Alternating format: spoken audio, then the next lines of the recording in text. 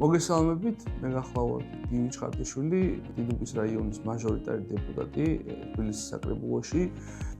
ჩემი სამაჟორიტარო ოლქი არის ცენტრალური დიდუბი და ბლეხანოვი, მარჯანიშვილის მეტრომდე.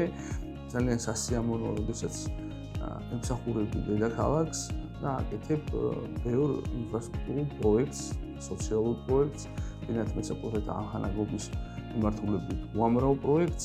ჩვენ ოთხშაბათობით გვაქვს მოსახლეობასთან შეხვედრები, როგორც სამაჟორიტარო ბიუროში, ასევე გვაქვს შეხვედრები სხვადასხვა მისამართზე, სხვადასხვა პრობლემებთან დაკავშირებით.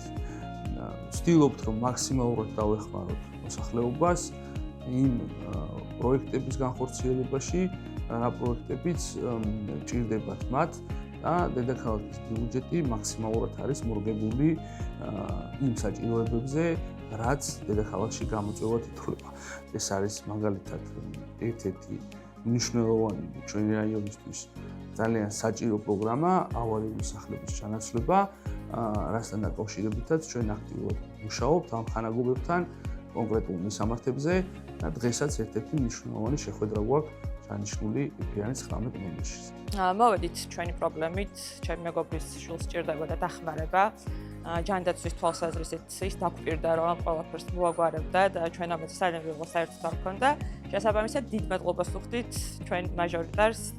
დედაქალაქის ერთ-ერთ პრიორიტეტს წარმოადგენს რეკრეაციული სივრცეების მოწყობა. ჩვენ ახლა ვიმყოფებით დიდუბის რაიონში, აგალაძის ქუჩის 38 ნომერთან, სადაც ძალიან ლამაზი რეკრეაციული სივრცე გავაკეთეთ მოსახლეობის ჩართულობით და ბევრი რეკრეაციული სივრცეები კეთდება დედაქალაქის მასშტაბით, მათ შორის დიდუბეშიც აღნიშნული მიმართულებით ბევრი მომლოდინია, ესე ვთქვათ, ბევრი მისამართზე მოსახლეობის ჩართულობა არის, მომართვიანობა არის ავტოფარეხების დემონტაჟთან მიმართებაში და ბევრი რეკრეაციული სივრცის მოწყობა იგეგმება.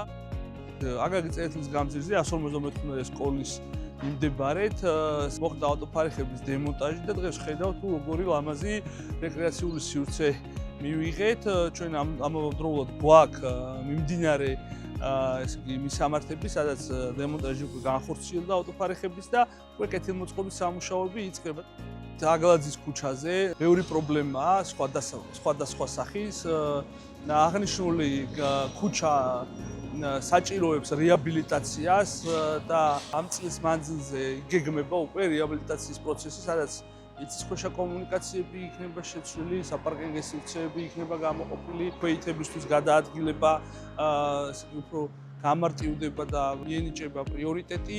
დიდუბისთვის სასიცოცხლო მნიშვნელოვანია აღნიშნული ქუჩის რეაბილიტაცია, რომ ბევრი მოუწესრიგებელი არეალია, რომელიც საოცრად მოწესრიგდება. დავით ყიფიანის 19 ნომბერში, სადაც მეოთხე კატეგორიის ავარიულობის შენობაა განთავსებული. მოსახლეობა ცხოვრობს მძიმე პირობებში.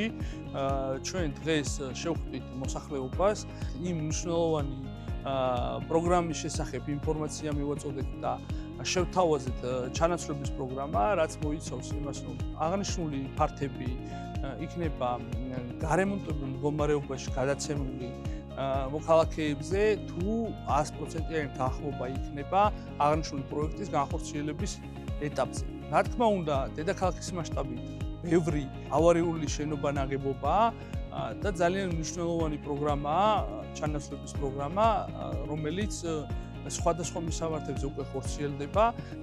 ეს აქტიური დღე იყო, შევხვდით ჩვენი რაიონის მაცხოვრებლებს, გამოიკვეთა სხვადასხვა სახის პრობლემები, ეს იყო როგორც ინფრასტრუქტურული, ასევე სოციალური მიმართულების პრობლემები.